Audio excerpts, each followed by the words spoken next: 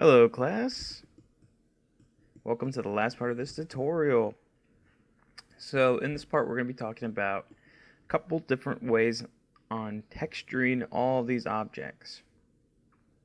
So the traditional way, the only way you've been taught so far is with traditional UVs and a single texture. Um, so what I mean by that is with all these objects combined, we make Captain Planet. So all these combined, we fit all of them in one texture map. And this is a traditional way of doing this type of work because it saves us with texturing. All we have is one texture for this whole thing. But we have to make sure that it's high res enough for it to look good, because all of this stuff is pretty big and all of it's going to be sharing one texture, so it's got to be a pretty freaking big texture. So there's a couple other ways that we could do this. Procedural texturing is probably the way we go, and that is where we assign different materials to different parts of faces. I think we'll talk on that briefly. I don't know if we'll have time to focus on it too much.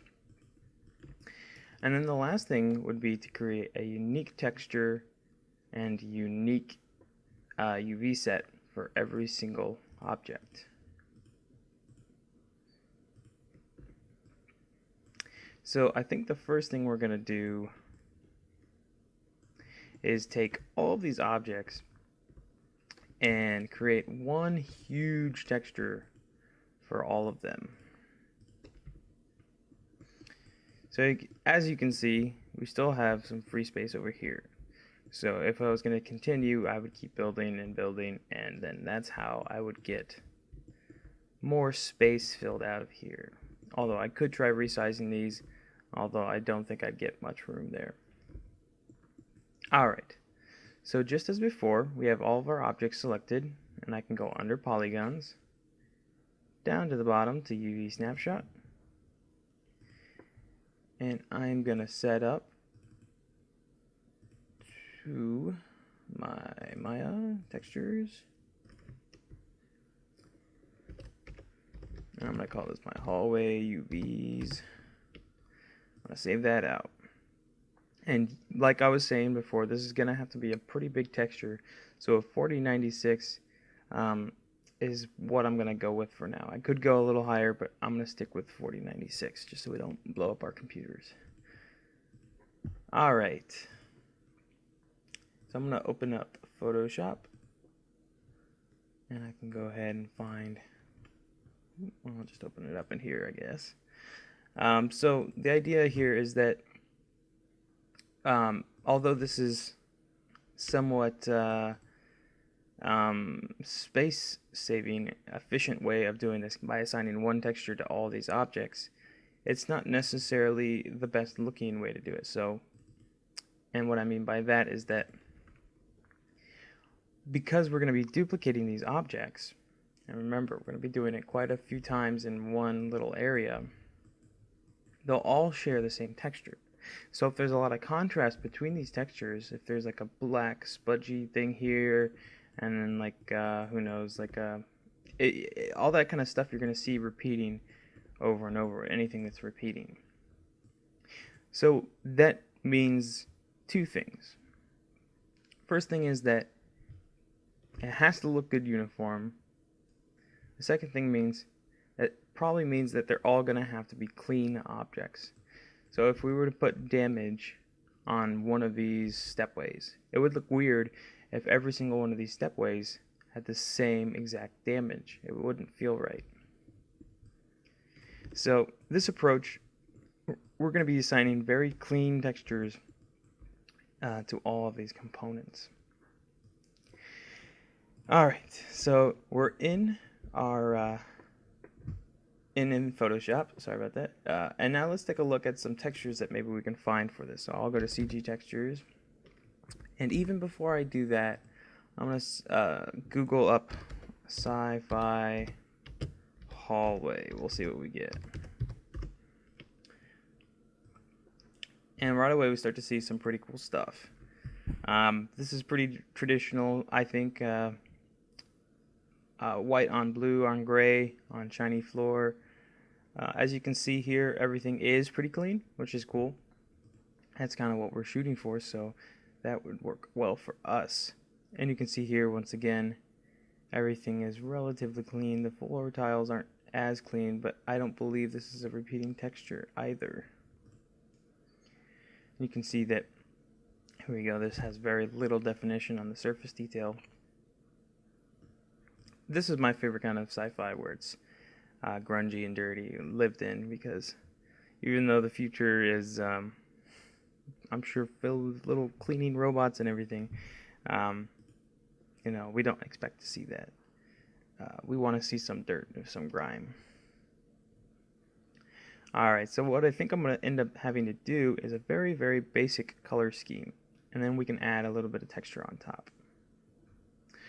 So I think what I'm going to shoot for is first one here. So let's choose some colors. I think what I want to do is make those pillars in the middle, I think I'm going to make that like a dark blue. Quite a few other things. I think I'll make this white color, and then I'll choose a gray as well. So blue, white, and gray. So let's go ahead and invert our background. I'm going to double click on it so it unlocks. Control I to inverse. Alright, so we have a few objects on here, but I'm pretty sure we can all identify what's here. So that'll be nice for us. Although I always have Maya open when I'm working in texturing, so if I can't remember like which side was the top side of this, I could click on a face and say, oh, it's the one on the right. Okay. So, oh, and I think I'll do something special for the grates, the walking grates. Something somewhat in this realm where it's like a perforated metal type thing. Okay. So let's hop over to CG textures, and let's find, I'm going to go under plaster. Plaster has a lot of good different kind of, for lack of a better word, texture to the surface. And it can be subtle. I really like the white section because it's got very subtle shadowing, and which I think is going to work well in our instance. Yes, I think I'll choose this because maybe this spacefaring culture is based off of like traditional building skills, and they still have to paint stuff. And if not, then at least it'll act as a little bit of grunge for us. I'm going to grab one more. And this is going to act as, you know what? No, I'll look for another source. So what I was thinking is adding some grunge near some of the ends of things. So, for example, at the top of, or the bottom of a building, there's damage and there's grime. Usually when anything's protruding outside of the building, there's going to be leaks. So you can see up here we've got leaks. But there's a whole section devoted to that stuff, and that is under decals. So we got bottom leaking, patched walls, rusted, all this really cool stuff. Subtle stains. Oh, cool.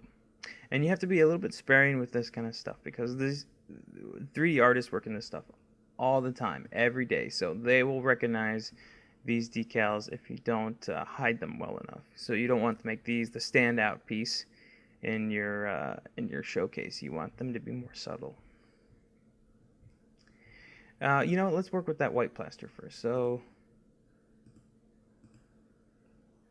I got this one right here. I'm going to show in folder. And I'm going to make sure that I stay organized.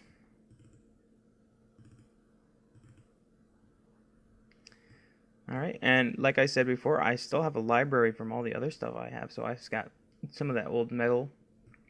So that might come in handy in just a little bit. I bet it will. Trust me, it will. Alright, so thank you for autosaving. I turned on autosave. And if you're wondering how to do that, I will show you that in class. So let's pick out what should be white in this scene. I think probably this portion right here and this portion right here, these support beams, I suppose is what they are, and I think I'll do the pipe as well. So these are all going to be textured with that white plaster material. So I'm gonna open up my folder, just drag and drop it in. I know it's bigger than that, and I'm just gonna scale it up to where I think it envelops all of this UV space, but I don't want to go beyond it because I want to get as much resolution as I can. So I'll hit enter, and excellent, we already got some stuff working for us. So I can zoom in real quick to see if that's actually getting blurred or not. I definitely was some, but I think not to a degree that's not usable. So oh, that's already been double clicked, so I can move this up. And then remember, I'm gonna choose a masking system. Multiply is a pretty good one, although that can sometimes change your color. Linear burn helps just throw these lines straight on top, which is perfect. Alright, so we already know that the pipes have their texture and then these portions have their texture, so let's make sure, so you can see what I'm talking about as far as contrast go. There is quite a bit of a darker area over here than compared to over here, and that might end up burning us, but we're gonna test it out first. So what I'm going to do is click on this plaster layer, and I'm going to create a mask so I can mask off what I don't want to be as this plaster. Oops, sorry. So I'm going to select this area because this is my grate, so I can just hit Control Delete. I'm sorry, Alt Delete. And I wasn't in black and white mode. So Alt Delete is the front texture. It'll fill up any space within the marquee with this front color. Control Delete is the back color, so I would fill in white. So if I'm in my mask, which is a black and white mask, and I change this from black to white, it'll fill it back in. Very useful tool. Let's get a little bit of this and all of this, please. Alright, so let's find something else as a base texture for the rest of this. You know what I was saying? I was saying metal. So I think these pillars right here, I bet these are all going to be metal. So it's a little tricky because we had to space these out. This piece right here, these two right here, and these two up here are from the same object. So it's a little more tricky. And I'm just going to grab one of my metal bears. I think this one will do the trick. I'm going to drag and drop that on. I'm going to rotate it, and I'm going to scale it up for just this first portion here. And then I'm going to duplicate it, and I'm going to keep it to scale. I don't want it to change scale. And I'm going to try and get this to rotate 90 degrees. There we go. And I'm going to place it right there. Hit enter to finish scaling. And then what I want to do is combine these two because I'm going to be adding a couple of layer controls. So I'm going to shift select both of these, right click, and then merge layers. Excellent. I think there's a short key for that also, but I forget what it is. Alright, so let's go ahead and create a mask. As you can see, I had something marquee select when I created a mask, so what it assumes is what everything was inside the marquee select is what I want, and everything outside is what I don't want. That's not true, but I can invert this also. So I've got my mask selected, I can hold down Control and hit I, and it inverts it for me. Once again, really, really nice. Make sure to get rid of all this.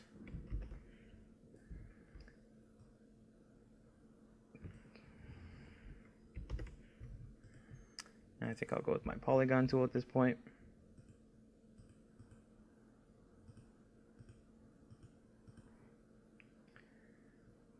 I forgot that this is not part of it. Let's oh, screw it. We'll go like this. And then we'll get this portion.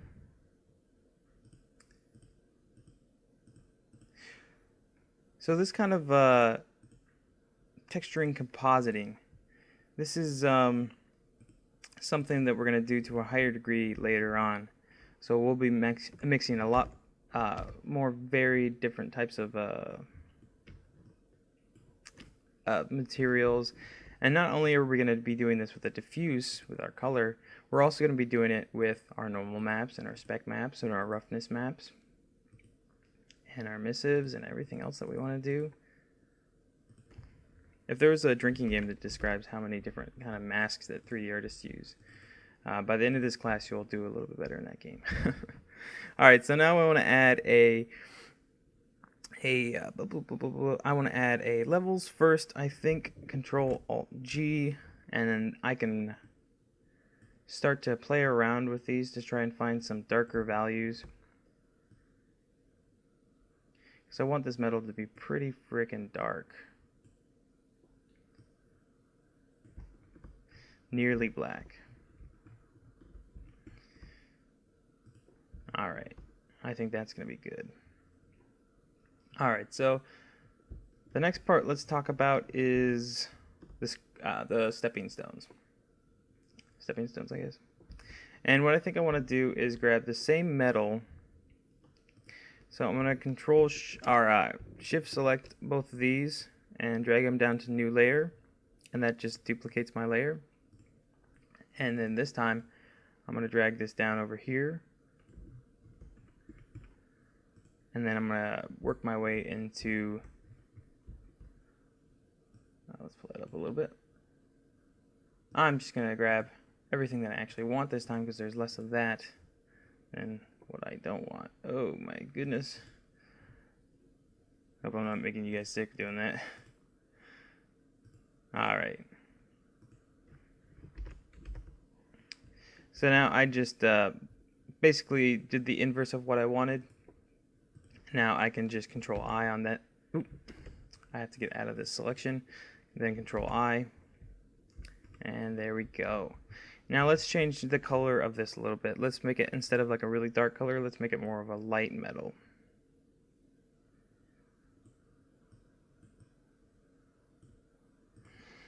And you know, like I was talking about a blue tinge earlier, let's go ahead and add that color in. So I'm going to colorize on this one. Bring the saturation pretty well low. I don't want to blow this out or anything. And I'm going to pick kind of like a grayish blue and then bring, I'll change that in the levels. Let's bring the levels down some.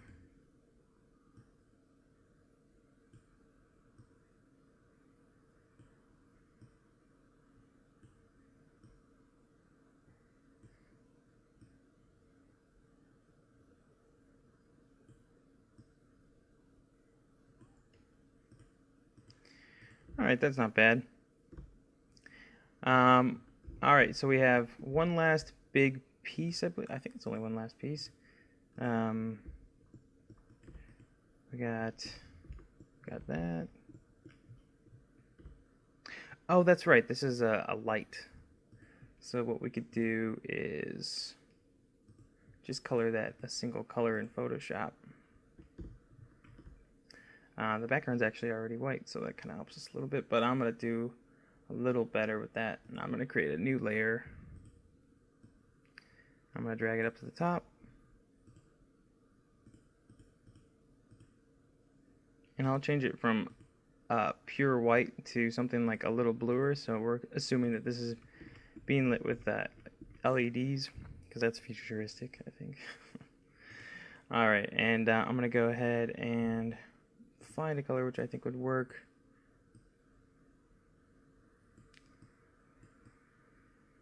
If you're interested, you can find color scales online of Kelvins. So let's see. Kelvin, oh Jesus, color scale. Kelvin, not Calvin. What am I saying? So the Kelvin color scale is a scale which dictates the color of light being emitted from a heat source. So a heat source creates visible light, the light that we see, and there's this spectrum that goes from basically what you see in a flame, right? So in a flame, you'll see anything from yeah, like a dark red, working your way up to yellow, white, blue, and then a dark blue. This is how they rate star systems. Um, if you've ever gotten into astronomy, but in this case, this is pretty helpful for us because we can find kind of a reference of what like a 7000K LED is going to look like versus these more amber ones, which are becoming more common in homes, I think. People are trying to stay away from the blue stuff, but I think that'll help us here. So what you can literally do if you find the right scale, I used to have one on my desktop, but that was a little while back, is find one that's color corrected, so a lossless image that has high quality colors in it, and just color pick one of those. But in this case, I'm just going to eyeball it. This is actually pretty close off the bat, so that's not so bad. Alright, so let's work on the last piece, and I think I want to make this another subtle color, but I think I've gotten bored of the blues and the blacks and the whites, so let's get another color. Let's do, actually, you know what? Let's do a combination of the two. So this time I'm gonna select the plaster group that we made, and I'm gonna drag it down into this right here, and that makes a new copy once again. And I'm gonna drag this over to this section right here. So this will be the border of this stuff. And I'm gonna, so if you guys don't remember what this portion is, it's the outside of this object, this one right here. Alright, so I'm gonna marquee select what I actually want and then inverse that again because there's more of what, or there's less of what I want than what I don't want. So being careful not to overlap. And now you can see why it's important to have optimize UVs. The more you work with UVs, the more you'll save yourself trouble and hassle when you're like cutting things out and so on and so forth. Once again, it's one of those things that really only comes with practice. Oh, that's right. Let me go back to black and white.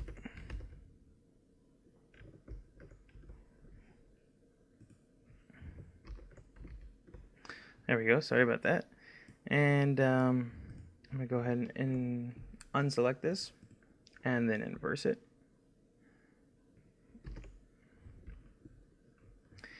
And that works out pretty well. I want to actually do something which I normally start off with, and I'm going to create a new layer, and it's going to be the very bottom layer, and I'm just going to select some color. I'm actually going to pick this blue that we chose for down here, and I'm just going to fill it in the background. So you can see what that did is it filled everything that used to be white in the background to this blue now. And that's helpful so that when you're working in Maya and you think you see something that looks wrong, you can see, oh, it's blue, that must mean it's off of its UV, so I can go ahead and fix that.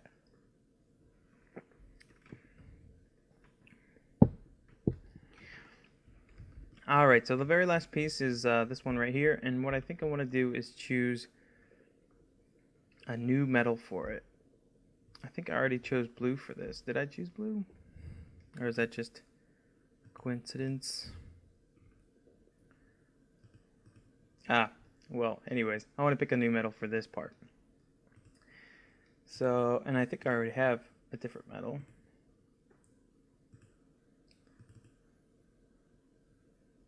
Last time we composited some stuff, and I think I'll find something new. I'll find, oh, you know what I could find is like something in the realm of brass.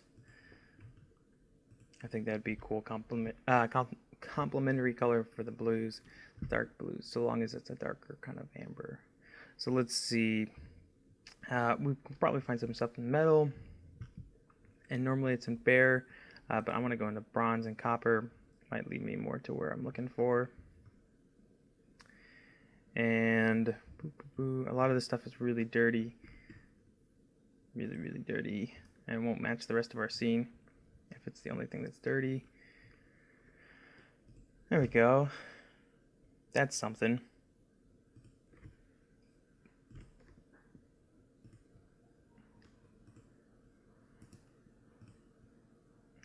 Alright, now I'm just going to drag and drop this into my library of textures so I can use it later.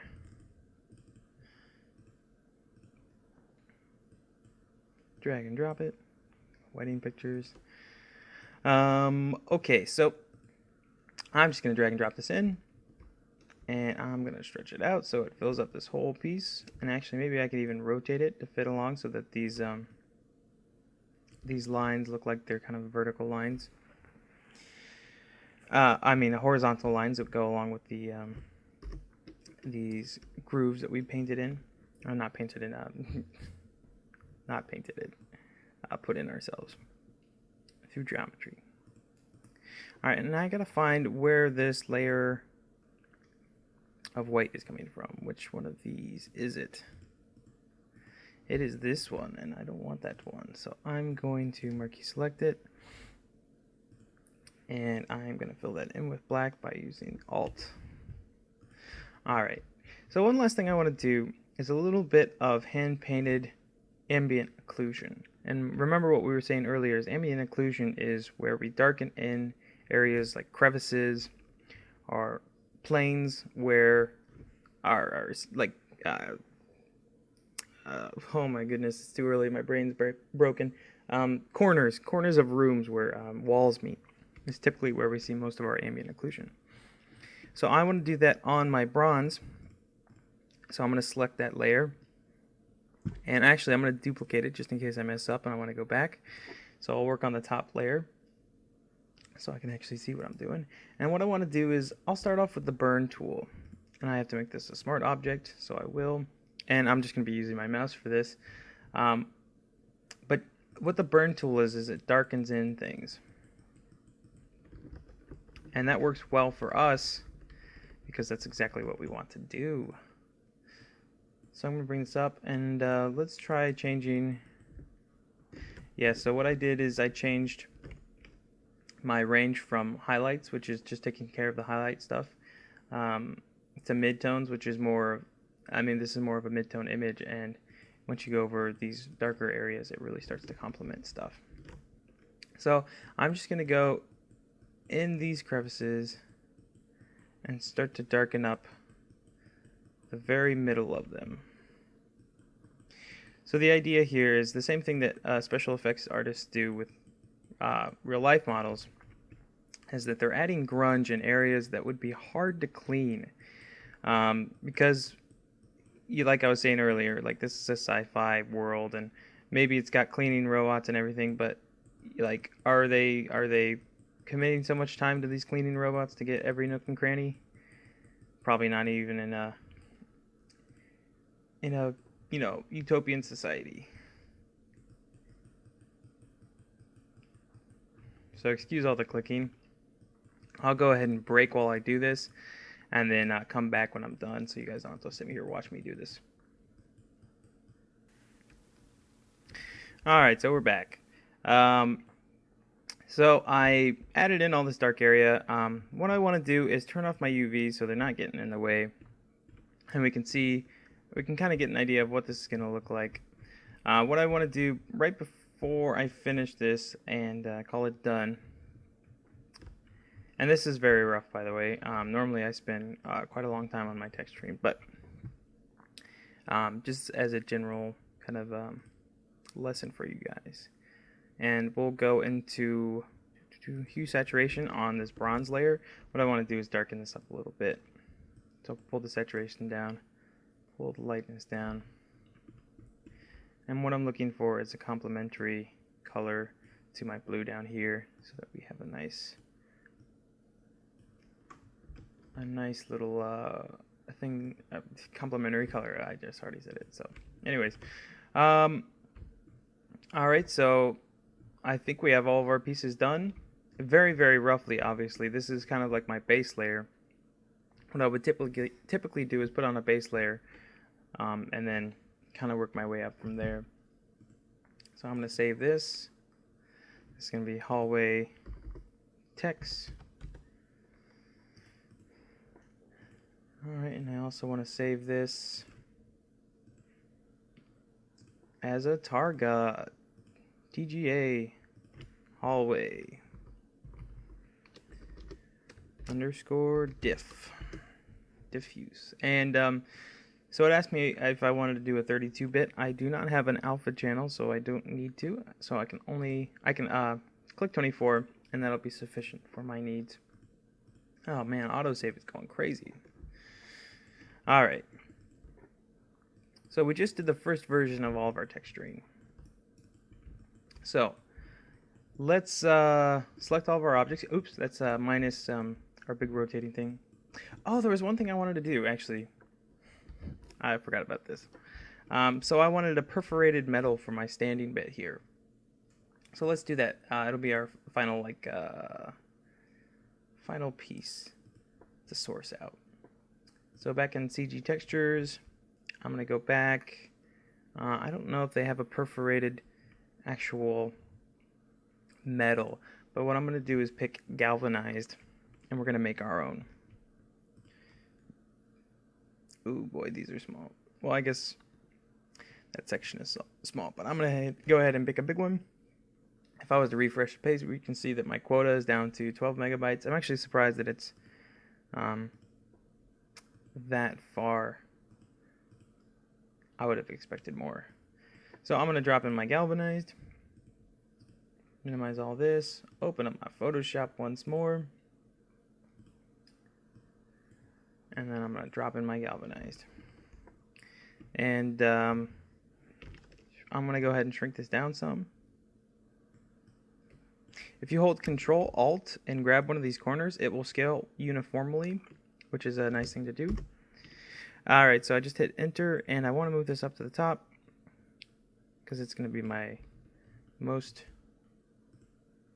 recent layer, so might as well put it up on the top. I kind of want to find an area that has little to no grunge. Unfortunately, there's like some grunge right in the middle of it, so this will work fine for us now. And then the next thing I want to do is create a mask. And I'm going to grab my polygon select.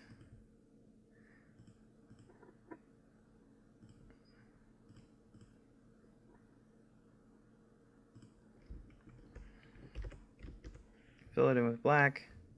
Deselect. Invert. Excellent. So the next thing I want to do is add a grate. And by that I mean I want to break this up with holes to make it perforated. So I could do multiple way. I could do this in multiple ways. The way I think I want to do it is with a fill. So I'm gonna do a new document, and I'm gonna make this pretty small, probably 32 by 32. You can see this is really small, and I'm gonna fill in the background with black. I did that with Control Delete. And then I'm going to bring up my pencil tool. And this is going to be my circle, at least one of my circles. So what I want to do is try to divide this up so that I can get a tiled perforated metal look. And I'm going to start by doing one of these in every corner. Oops, I'm in blue. I want black. Go back to pencil. So I'm clicking on the very corner of this. And the idea here is that if this image was to tile in any direction,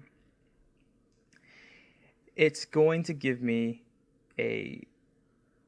each one of these is going to be in a corner. So if this was to tile up, it'll meet with the half over here. And if this was tiled to this side, it would meet over here. And then I'm just going to find somewhere in the middle. I'll get as close as I can. I think that's in the middle. Yeah, I'm going to do that over here. Over here. Oops, that's not as good. Over here. Make sure I did this right. I think so. And over here in the middle. And that looks pretty good. And all I have to do is put one last one in the middle. One of these is not right.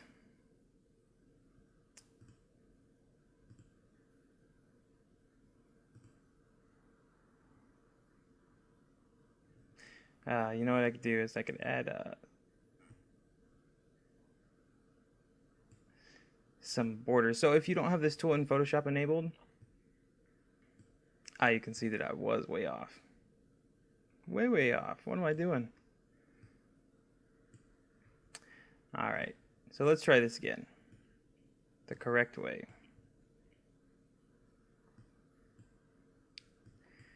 Alright, so to enable this, you go into View, and then Rulers. Control R also works. And I'm going to fill this in with all white again. So let's try this again. So with our pencil selected, now we have these rulers which are going to guide us in placing these.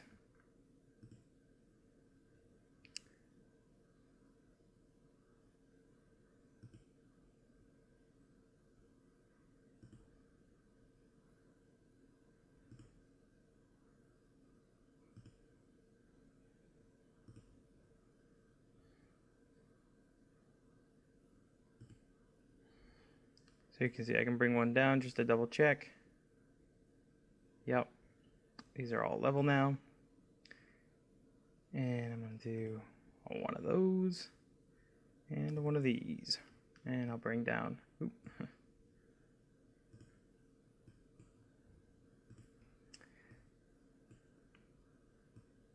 bring down the ruler one more time. Make sure that these are all even, and they seem to be one more in the vertical space. Yes.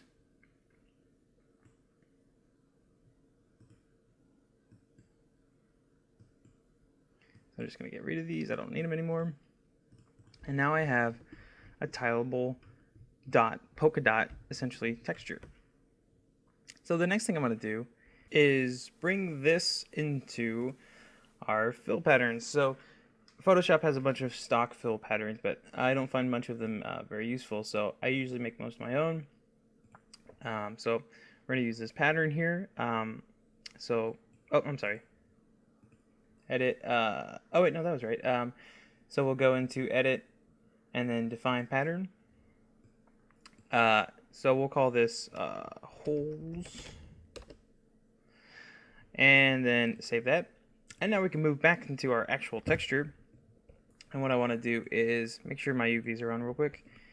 And, oh, it looks like I lost my mask. So let me go ahead and fill that in. And then I'm going to select this whole thing and inverse. Alright, that looks alright.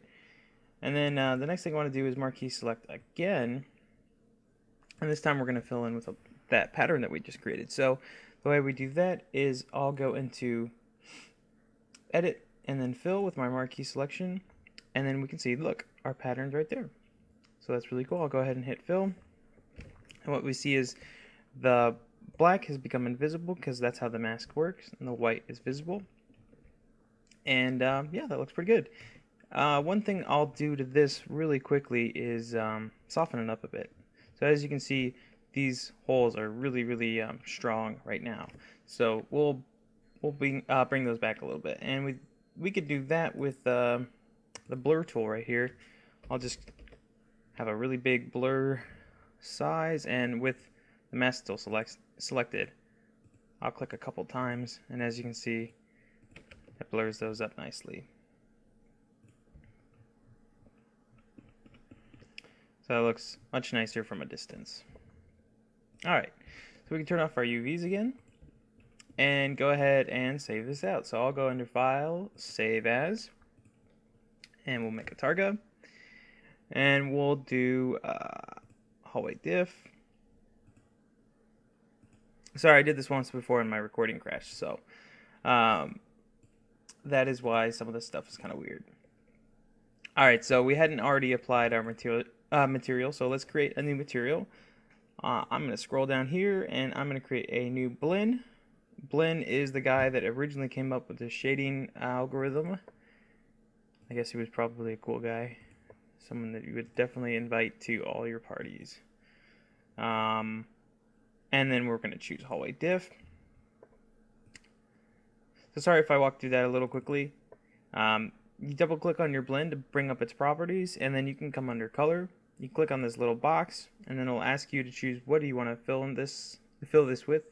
You choose file, and that'll bring you to this page, and that'll allow you to open up this window to then choose your actual file, in which case hallway diff.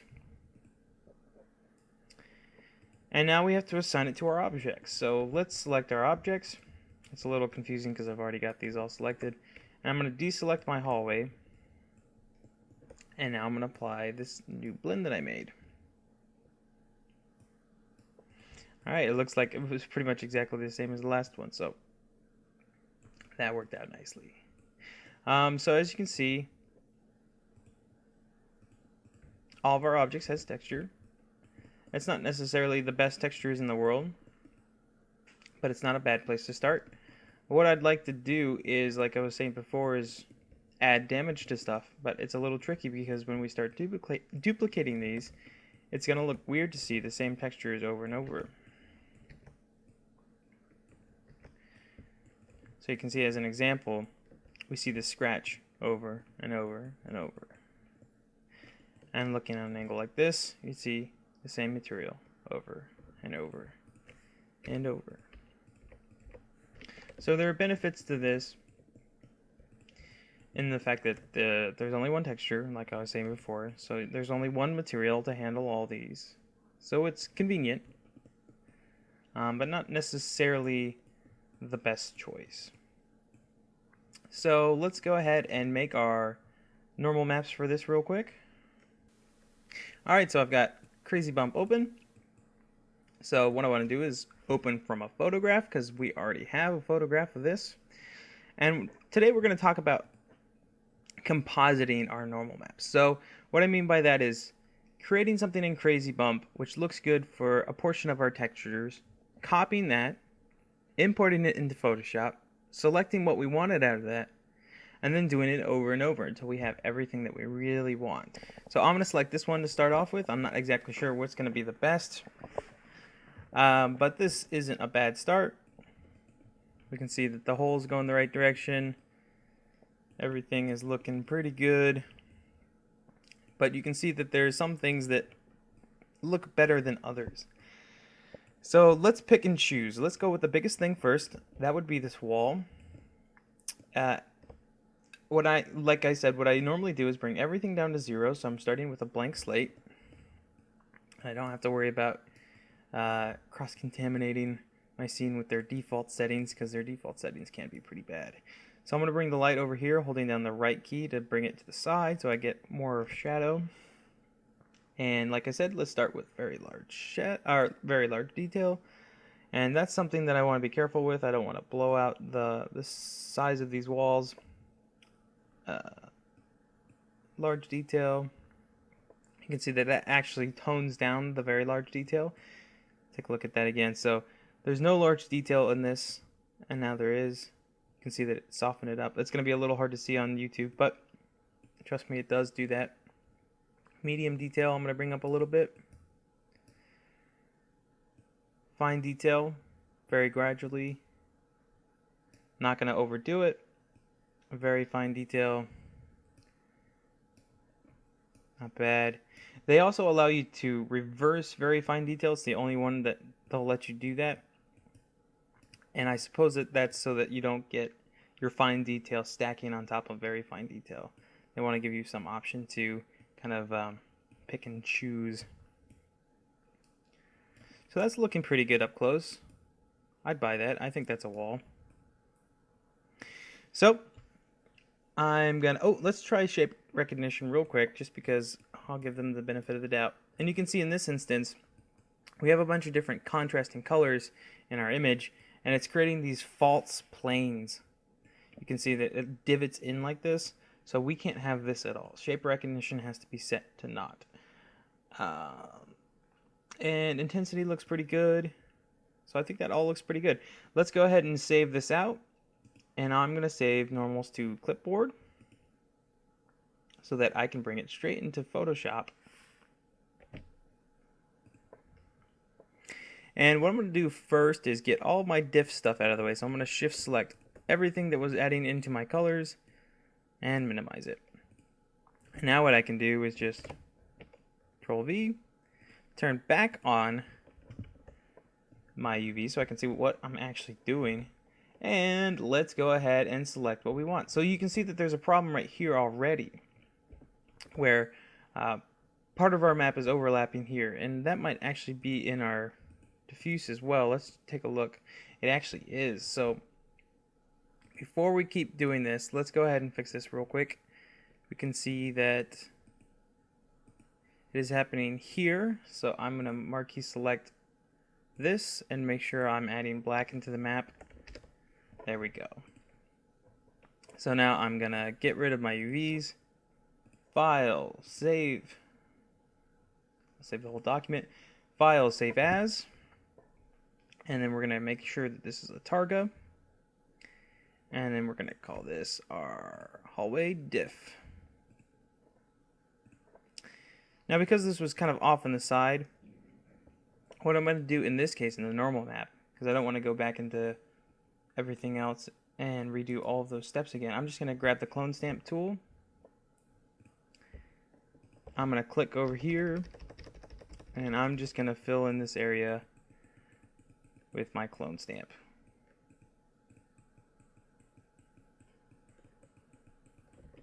Quick and dirty way. Alright, so the next thing we want to do is grab all the pieces that we wanted. So that was just the painted pieces. So I'll grab my marquee polygon tool, and I'm just gonna closely select all the stuff that I wanted to influence, which is just the pipe and these support beams.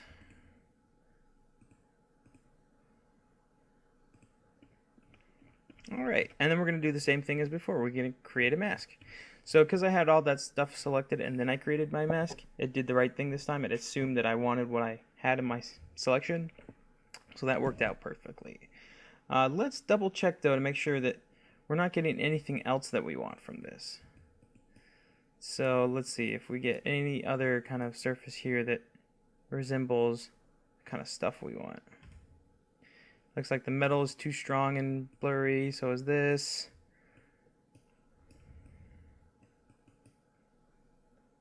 Perforated metal looks okay, but we could do better, so we'll just do better all around. So the next thing I want to do is start adjusting for my metal, and remember the blue and the black are doing the same thing, so we have to keep a close eye on both of these. So let's once again drag everything to 0. Alright, and this time probably won't need, you know what, I'm not even going to use very large detail. Not even going to bother. Large detail though, I like. Medium detail. Didn't seem to make much of a difference. I can boost that up some. That's looking pretty good. Fine detail. Ooh, way too much.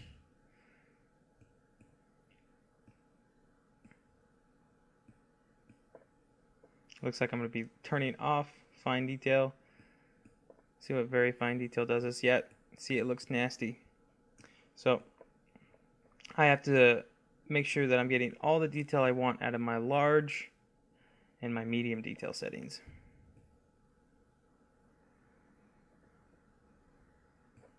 Maybe try, well, you know what, I'll try turning up fine and turning my intensity way down. And then I can boost up everything else further because we turn the intensity down. So that's a little bit more like what I want.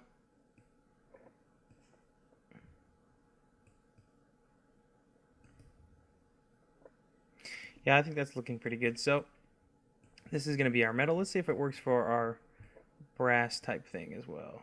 You know what? I think it does. What about our perforated metal? No, that'll be separate. So everything besides the perforated metal ought to be good for this portion. So I can save, copy normals to clipboard, and I have to wait. Don't click on anything else while you're getting the wait icon. Otherwise, it won't actually paste, or it won't actually copy rather. So there we go. I can make sure that this is actually a different normal map by double clicking here.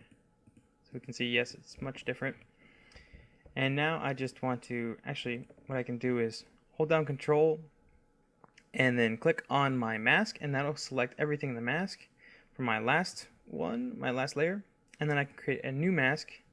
You can see that I just created two duplicate masks, but what I can do here is just hit Control I, oops, sorry about that, Control I, and now it's just inversed. Pretty cool. So the last thing we want to do is make this great. So I'm not going to worry about the mask. I'm actually just going to paste the next one on, and we'll take it from there. Alright, so let's focus on this guy down here. Once again, turn everything way down low. And actually, I'm going to try shape recognition on this one.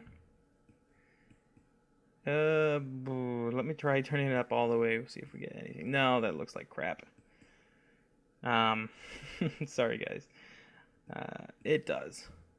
So very fine detail is not going to work for us. This time I'm working my way up because the detail is actually pretty small. It looks like fine detail is going to work out nicely, but I don't want to boost it too high. Medium detail was once again going to have to be really low. I'm actually going to pull the intensity down so I can have more space to move with these.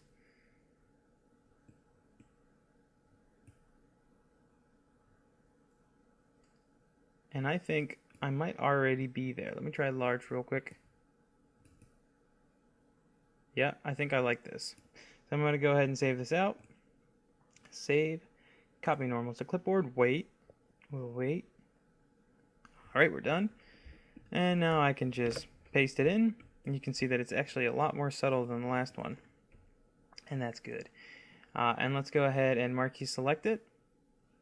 And then we'll create a new mask, and there we go. So that's it for compositing normals. We did 3 different variations, so this is much better than just trying to pick one that works for a little bit of everything. That typically doesn't work out so well in our favor. So, all right, let's move to specularity real quick. So I'm going to bring up specularity, and like I said, we have a lot of metal in our texture here, so I want to bring up the metallic color in this right away.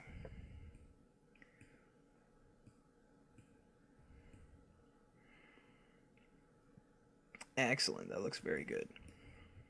Alright, now let's start playing around with our intensities and slopes and everything else. And normally I just go in not knowing exactly what I'm looking for. I'm just going to play around with the sliders until I find something that I think looks good.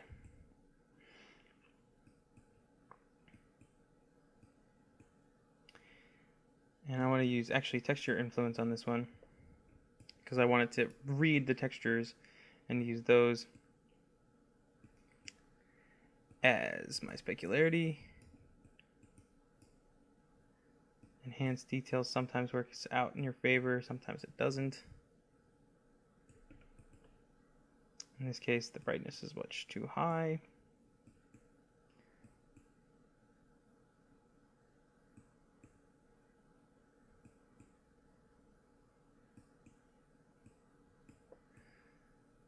Alright, that's starting to look pretty alright.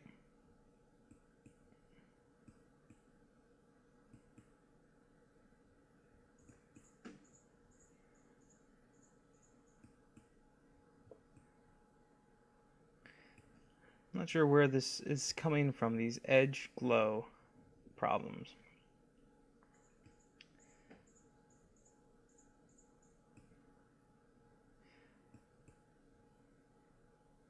Actually, if we turn up our slope influence, it seems to get rid of a lot of that. Texture influence all the way down seems to get rid of it as well. But where is it coming from? Where is it coming from? Very strange. Alright, let me start getting back to it. It was looking good.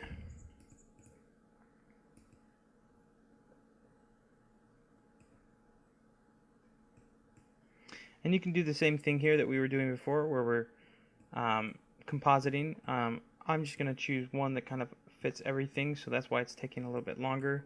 I have to make sure that I check everything, that we get a nice kind of overall selection. And I think this is going to be okay. I'll probably pull the brightness down a little bit. A little bit too much. Middle of the road, that looks pretty good. So I'm going to go ahead and save this out. Save Specularity to clipboard. Gotta wait again. Alright, now we can click out of it. I'm going to create a new folder, which is going to add all of these guys into one group. So all my normals is one group. And then I can paste.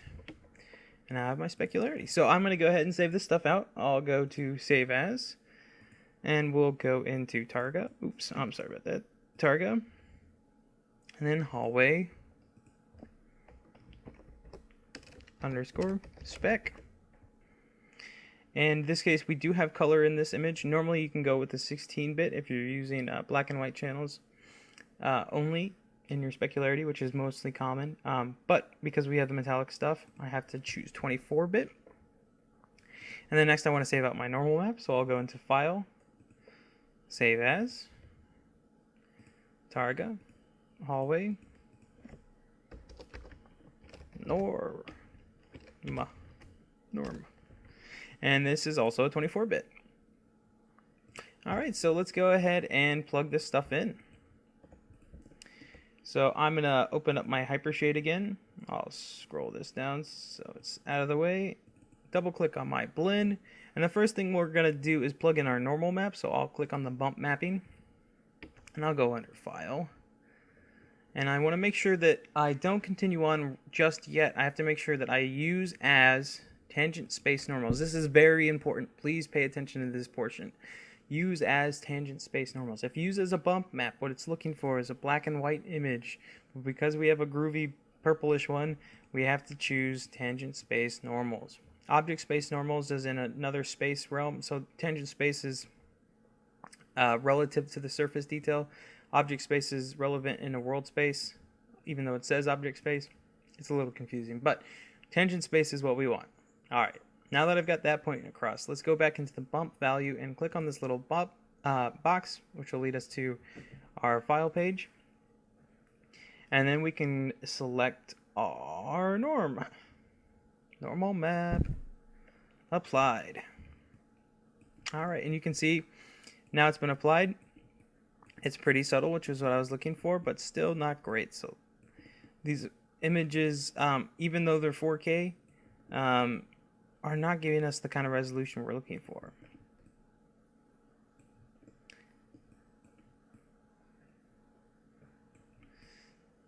So let's go ahead and add in our specularity, because I think that'll help a little bit.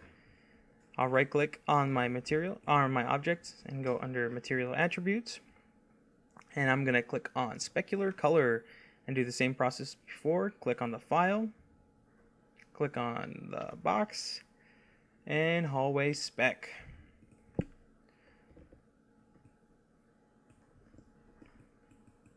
I definitely have to play around with the spec options, so I'll go into my material once more, pull down the specular roll-off some. The eccentricity also will be pulled down some. And I think that looks decently alright. Could be a lot better. But this is the sacrifice that we have to pay for using one texture map for a bunch of big objects. So, excuse me. So the last thing that we needed to do was create our texture for the inside of this. Alright, so I'm actually going to make a second video on texturing, and that's going to be dedicated to procedural texturing, which is where we have a texture which is being repeated over and over and over again, which will give us better resolution, but sometimes a repeating texture look. So I'm going to go ahead and pause this video, and I'll be back in another video, and I will see you guys there.